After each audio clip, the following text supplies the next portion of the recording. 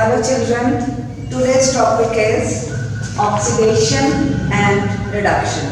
As I have discussed in the first video that some of the chemical reactions are advantageous whereas others are disadvantageous. So oxidation is one of those reactions. In some cases it is advantageous whereas in other cases it is disadvantageous as it leads to corrosion. Now what actually oxidation is? Oxidation can be explained with different concepts. Number one, electronic concept of oxidation. According to this, when there is loss of electrons, then oxidation is taking place. So you can see zinc loses 2 electrons to form zinc cation. Similarly, calcium loses electrons to form calcium cation or sodium, potassium. Generally, all the metals lose electrons and hence they get oxidized. The other concept which is very simple and it is also used in your NCERT book, that is addition of oxygen. And there is an activity also which will be conducted in the next topic, that when copper is heated in the presence of air, because we can't eliminate air from the atmosphere. So when we are heating copper, you will observe that shiny brown copper will get blackened. And that black compound is nothing else but copper oxide. That is, copper has combined with oxygen to form copper oxide. As there is addition of oxygen, hence we say this is an oxidation reaction. Another way of defining oxidation is removal of hydrogen. That is, in any chemical reaction, if hydrogen is being removed from a compound, then that is also called oxidation. For example, in this example, hydrogen sulfide reacts with chlorine and hydrogen sulfide is getting oxidized to sulfur as there is removal of hydrogen. So, this is all about oxidation. Now we come to reduction. Now reduction is, you can say, opposite of oxidation. Now what is reduction?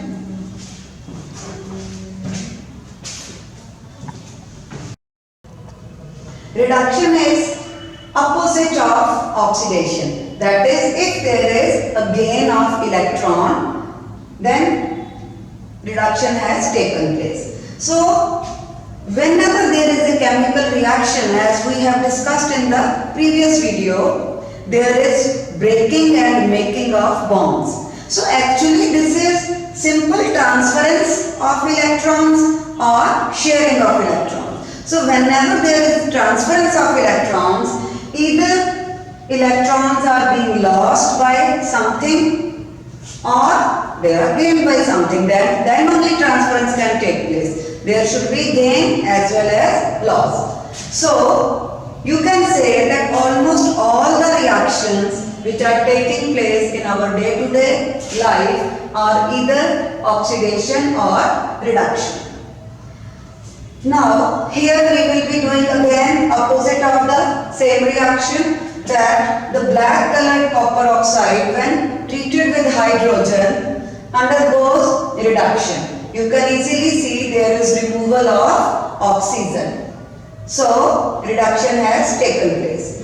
The other concept is addition of hydrogen. So, first is addition of electrons, then removal of oxygen, and then there is addition of hydrogen. Now ammonia reacts with chlorine and chlorine gets converted into HCl. It means there is addition of hydrogen to chlorine. So this is reduction. Now children, there is another thing, that if you closely observe these reactions, actually what is happening is that oxidation as well as reduction is taking place simultaneously. So we also call these reactions as redox. Just if there is reduction, that is copper oxide is reduced to copper, on the other hand hydrogen is being oxidized. Isn't it? The same goes in the next reaction. If there is addition of hydrogen, then there is simultaneously removal of hydrogen, hence oxidation. Similarly, here it is addition of oxygen, so oxidation, but there is another concept of reduction, that is addition of electropositive radical. So here oxygen is being reduced, reduction. Oxygen is being reduced to copper oxide. Here hydrogen sulfide oxidation, but chlorine is getting reduced. So this is reduction. Hence, we call these reactions as redox. That is combination of oxidation and reduction. Now comes the question, do all the reactions behave in same manner? In every case, in every reaction, can we find whether it is redox or not? So, you may be able to classify whether it is a redox reaction or it is not. So, whenever you find that there are two elements and they are combining to form a product, you can easily maro tukka that yes, it is a redox. So children, sometimes you have to work smart, like Mg plus O2. Now you can see there are two elements and you are getting this, a compound. So this is also redox. How come? Here addition of oxygen and here addition of electropositive ion. Now, this is a simple way of classifying or getting the information whether a given reaction is redox or not. So you just have to look for that if there is an element on either reactant side or product side. For example, copper oxide plus hydrogen. Is it clear? We have already done this equation. Now what is happening? Copper plus water. So element, element. So it is a redox reaction. Now comes the question, which equations are never redox? So, number one, neutralization.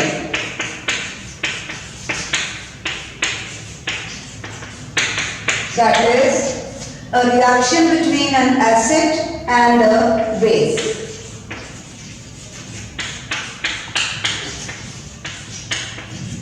This is never redox. You can see on both sides, reactants as well as product side, there is no element involved. Both sides there are compounds. Now, I hope redox, reactions and the topic of oxidation and reduction is clear to you. As you all are very fond of Tom and Jerry. So here, you can also remember it like this, Leo and Jerry. That is, loss of electron is oxidation, whereas gain of electrons is reduction. If you break any equation into half equation, you will find that in any equation, what is actually happening is either there is loss of electrons or gain. Actually, it is both because each and every reaction is a redox reaction bearing decomposition and neutralization, which are not redox reactions. Thank you. Meeting you for the next time soon.